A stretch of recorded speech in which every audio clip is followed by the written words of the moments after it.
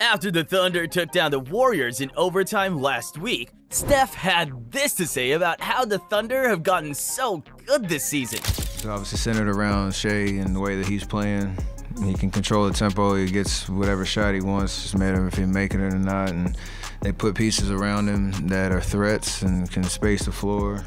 It's centered around Shai. When Shai made All-NBA first team last year, nobody was too surprised. He averaged 31 points a game on 51% shooting. He's quickly ascended from young star to one of the best players in the entire NBA in just a few seasons after being traded to OKC along with $1 million draft picks for Paul George. The Clippers will be regretting this trade if their Kawhi PG Harden team fails, a sentiment repeated by Doc Rivers just earlier this week. Can we give them somebody else? Like, we cannot give up Shai. I even told Kawhi when he was saying, like, I need another guy.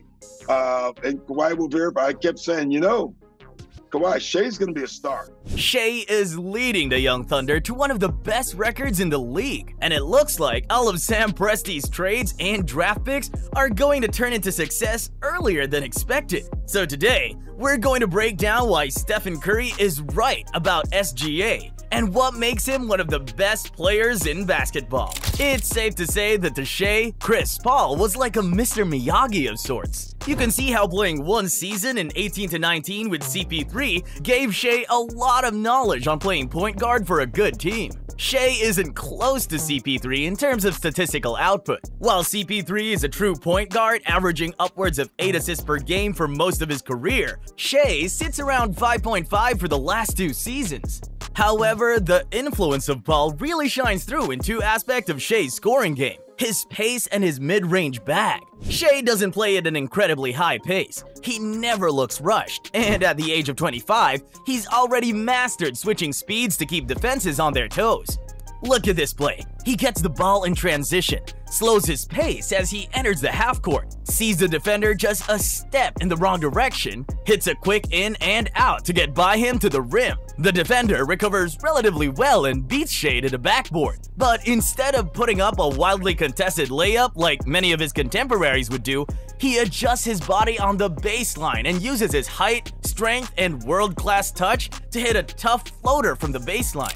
This singular play shows us Shai's biggest physical strengths, his wingspan and strength. While Shai stands about 6'6" in shoes, he's got a near 7-foot wingspan, and those long arms allow him to elevate and knock down tough shots like these from all over the mid-range. Shai loves to get to the mid-range, specifically the left elbow. Where CP3 likes to get to the right elbow and fade away to protect the ball, Shai uses his extra half of a foot of height to simply elevate over the defense from the left elbow. This play is a prototypical Shai basket. First, it's important to notice that Patrick Williams is guarding Shai here. Williams is one of the better defenders in the league with great length and recovery ability on jumpers. Shai sizes him up, slowly, and gets Williams one step too far to the right, so he immediately goes from 0 to 60 and blows past him. Then he goes right back down to 0 and stops on a dime, as Williams stumbles past him,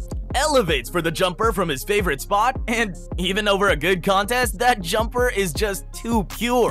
The change of pace I mentioned earlier is huge here. Shai isn't overpowering physically and isn't the quickest or most springy guy in the NBA, but he mixes up his speed better than maybe anyone else in the league. He continuously confuses defenders with a slow size-up, and then he blows right by them. Even when he has defenders on his hip, they don't know where he's gonna go. Like we just saw, he can stop on a dime and rise over you, but he can also take you straight to the rim and finish through contact. Look at this play, where Shai gets around Caruso off a screen and sees that Kobe White is a little late on the switch. He gets him on his hip pretty deep into the paint. Now, all game so far, Shai had been stopping and rising up to shoot jumper when he got a defender to this point. But he sees that there's no one in the paint to stop him, so he stops, acting like he's going to shoot with a quick hesitation, and blows right by White to get to the rim for an easy 2.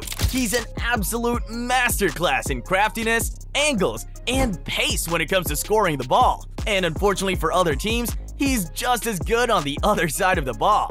Shai is leading the league in steals per game by a wide margin, with 2.8 a game. The next closest is Donovan Mitchell with 1.9, a whole steal less per game. Shai's always been a good defender, but his on-ball defense has been up this year. This is probably because the team is a lot better around him, and while he carries a heavy offensive load, he doesn't need to do quite as much as last year, since guys like Jalen Williams and Chet Holmgren have been excellent scoring. The game has been easier for him this year, so his energy on defense is a lot more expendable and available. He uses that 7-foot wingspan we mentioned earlier to not only steal the ball, but be excellent at contesting jump shooters on defense without fouling. Opponents are shooting 37% from the mid-range and 33% from 3 when guarded by Shai.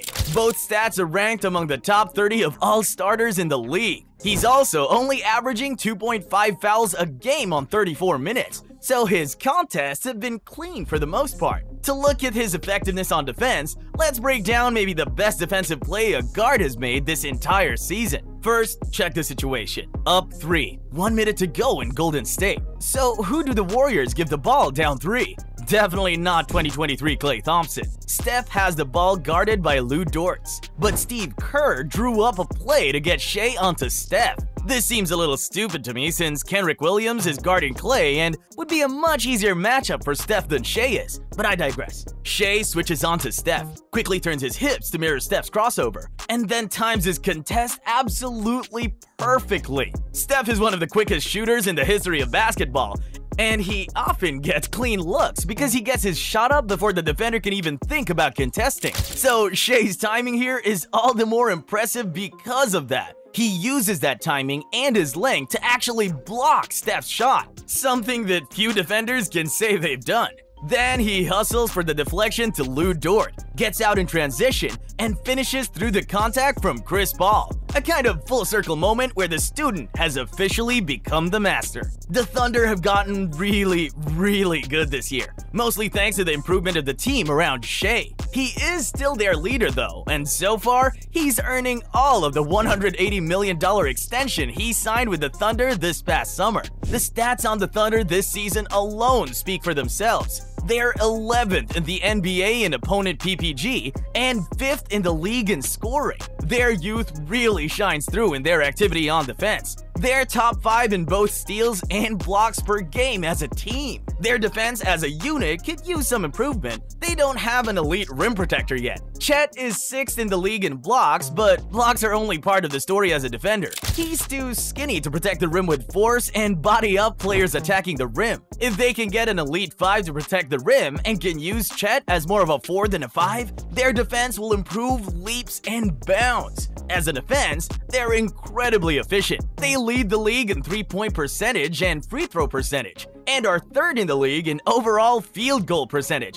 making 49.2% of every shot they take. Offensively, there isn't too much concern. They're young and have a plethora of off-ball scorers with high spacing IQ and sweet strokes. They have some of the weirdest and longest defenders in all of basketball, trying to get shots up over guys like Shai, Chet, Lou Dort, the list goes on. It can't be easy for shooters. If that cohesion I mentioned earlier improves, and they can provide a little more resistance at the rim, there's a chance the Thunder may be a legitimate dynasty for years to come, with all that young talent surrounding their transcendent young superstar, Shai Gilgeous-Alexander.